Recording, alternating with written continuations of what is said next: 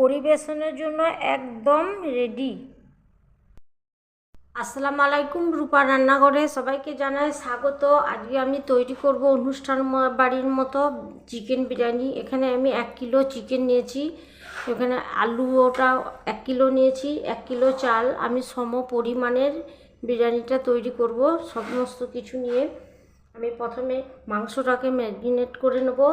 এখানে আমি দিয়ে দিচ্ছি গুঁড়ো লঙ্কা, শুকনো গুঁড়ো লঙ্কা দিয়ে দিচ্ছি, কাঁচা জিরে ধনের গুঁড়ো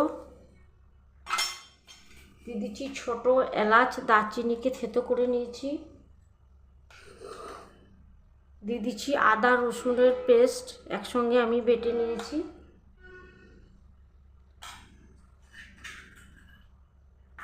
দিয়ে দিচ্ছি স্বাদ মতো লবণ,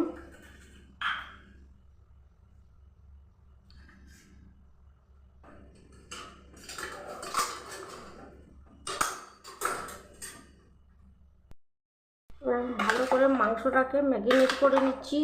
আপনারা চাইলে ভিনিগারও দিতে পারেন, আমি ভিনিগার দেবো না, যেহেতু আমি টমেটো দেবো সেই জন্য আমি ভিনিগারটা দিচ্ছি না। আপনারা ইচ্ছে করলে ভিনিগার দিতে পারেন, অনেকে আবার পাতিলেবুর রস দেয়, আপনারা ইচ্ছে করলে পাতিলেবুর রসটাও দিয়ে দিতে পারেন। আমি মাংসটা খুব ভালো করে মেখে ম্যারিনেট করে 1 ঘন্টার জন্য রেস্টে নর্মাল ফ্রিজে রেখে দেবো। আপনারা ইচ্ছে করলে বাইরেও রাখতে পারেন, ফ্রিজে রাখলে খুব ভালো হয়। সেজন্য আমি 1 ঘন্টার মতো মশলাটা মেখে ফ্রিজের মধ্যে রেখে দেবো, নর্মাল ফ্রিজের মধ্যে। আর মাংস মাখা হয়ে গেছে। এবার আমি চালটা 1 ঘন্টার জন্য ভিজিয়ে রেখে দেবো। 1 ঘন্টার জন্য চালটা ভিজিয়ে রাখলে ভাতটা ভেঙে যাবে না, ভাতটা খুব ভালো হবে। চালটাকে ভালো করে জল দিয়ে ধুয়ে পরিষ্কার করে নেব, 3বার 4বার ভালো করে কাচলে ধুয়ে নেব। চালের মধ্যে অনেক কিছু কেমিক্যালও দেওয়া থাকে, সেই জন্য আমি প্রথমে জল দিয়ে ধুয়ে পরিষ্কার করে আমি 1 ঘন্টা রেখে দিচ্ছি। এবার আমি একটা গ্যাসের চুলার মধ্যে একটা কড়াই বসিয়ে দিয়েছি, কড়াইয়ের মধ্যে দিয়েছি আমি একটু সাদা তেল। এবার আমি দিয়ে দিচ্ছি গাওয়া ঘি,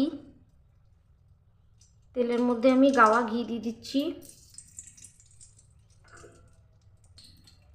এবার দিয়ে দিচ্ছি কেটে ধুয়ে রাখা আলুটাকে আমি খুব মোটা পিস করিনি, মাঝারি পিস করেছি, এতে খুব ভালো হবে, মশলাগুলোকে ঢুকবে, ভাজাও তাড়াতাড়ি হবে। এটা আমি জলে সেদ্ধ করব না, আমি তেলেই এটাকে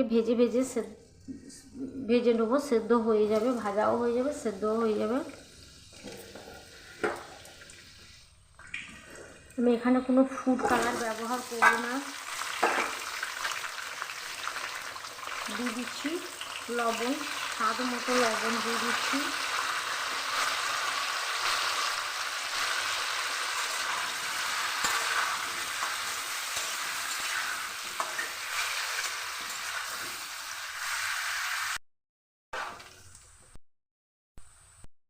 তো আমার ভাজা হয়ে গেছে, আমি আরেকটু কালারের জন্য দিয়ে দিচ্ছি একটু চিনিটা সব শেষে দিবেন, তাহলে কালারটা আর একটু চলে আসবে, আগে দিবেন না, আগে দিলে চিনি পুড়ে গেলে তিতো হয়ে যেতে পারে। দেখুন বন্ধুরা, বিনা কালারে আমি কত সুন্দর আলুর কালার নিয়ে চলে এলাম। আপনারা অবশ্যই এভাবে করবেন, কালার ব্যবহার করবেন না।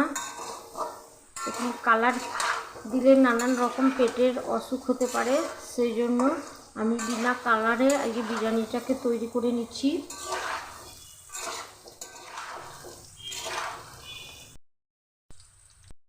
কড়াইয়ের মধ্যে দিয়েছি আমি পরিমাণ মতো সরিষার তেল, আর দিয়ে দিচ্ছি গাওয়া ঘি,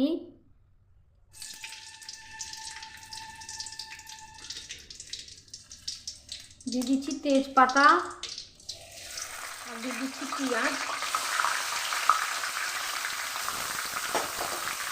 এখানে পরিমাণ মতো পেঁয়াজ দিয়েছি, পেঁয়াজ তেল দিয়ে আমি ভালো করে পেঁয়াজটাকে লাল করে ভেজে দিচ্ছি তেলে আর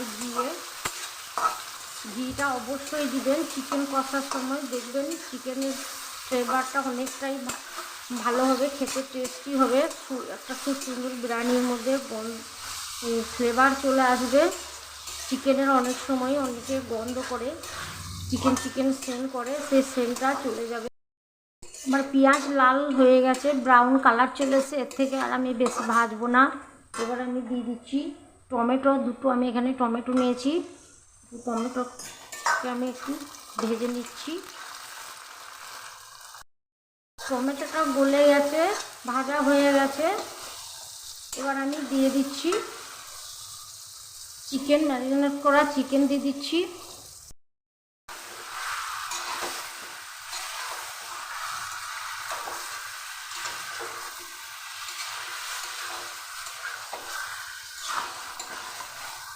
তলে লেগে না যায় সেই জন্য আমি দিয়ে দিচ্ছি সামান্য একটু জল, মশলাটা লেগে যাবে না সেই জন্য সামান্য একটু আমি জল দিলাম।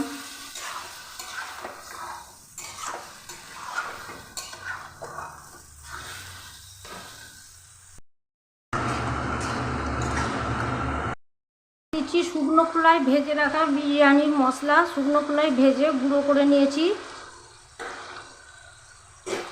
আর একটু ভালো করে নেড়ে কষে নিচ্ছি। স্বাদ মতো নুন, চিনি, তেজপাতা দিয়ে ভাতটা আমি 75% মতো কুক করে নিচ্ছি। এর বেশি করব না, বেশি করলে ভাতটা দমে থাকবে, গলে যেতে পারে। ভাতটা দমে অনেকটাই সেদ্ধ হয়ে যাবে। এবার আমার ভাত 75% মতো কুক হয়ে গেছে। এবার আমি ফ্যানটাকে ঝরিয়ে নেব ভাতে। এবার ভাত, আলু, মাংস, বেরেস্তা, বিরিয়ানির মশলা দিয়ে ভাতটাকে ভালো করে সাজিয়ে নিচ্ছি। এভাবে ভাতটাকে ভালো করে আমি সাজিয়ে নিচ্ছি। সাজানো হয়ে গেলে আবার আমি ভাত দিয়ে লেয়ার দিয়ে দিচ্ছি, ভাতের লেয়ার দিয়ে দিচ্ছি। ভাতটাকে খুব সুন্দর করে আমি সাজিয়ে নিচ্ছি। এবার দিয়ে দিচ্ছি জলে ভিজিয়ে রাখা কেশর আর মিঠা আতর।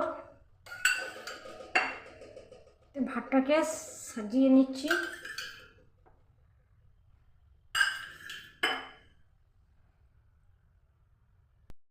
উপর থেকে দিয়ে দিচ্ছি আর একটু গাওয়া ঘি। উপরে আমি আর একটু গাওয়া ঘি দিয়ে দিচ্ছি। দমে আমি 8 ঘন্টা রেখে দিচ্ছি। এবার সাজিয়ে পরিবেশন করুন অনুষ্ঠান বাড়ির মতো বিরিয়ানি। দেখুন দেখতে কত সুন্দর, খেতে তো দারুণ। আপনারা অবশ্যই আমি যেভাবে বানিয়েছি এভাবে একবার বানিয়ে খান বাড়িতে, আর কেমন হয়েছে আমাকে কমেন্টে জানান। আজকে আমার বিরিয়ানি রান্নাটা যদি ভালো লেগে থাকে তাহলে আমার চ্যানেলটি সাবস্ক্রাইব করে আমাকে সাপোর্ট করুন। সবাই ভালো থাকুন, সুস্থ থাকুন, আর রূপার রান্নাঘরের সঙ্গে থাকুন। আজকের মতো আসি, আল্লাহ হাফেজ।